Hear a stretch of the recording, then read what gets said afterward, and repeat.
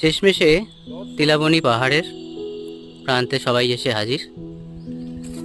গতকাল রাত থেকে বাসে এদিক ওদিক ধাবায় একটু একটু খাওয়া, অবশেষে ক্যাম্প সাইডে এসে পৌঁছেছি।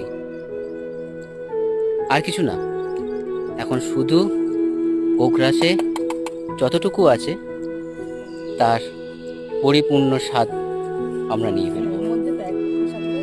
খাবারের মধ্যে যদি বলতে পারি, যেমন কিছু রুটি, সঙ্গে আলুর দম, এখানকার চপ, তরকা তো আসছেই কলকাতা বাজার থেকে। আমাদের শশাটা আমরা বাজার থেকে নিচ্ছি, একদম ফ্রেশ, খেতে একেবারে।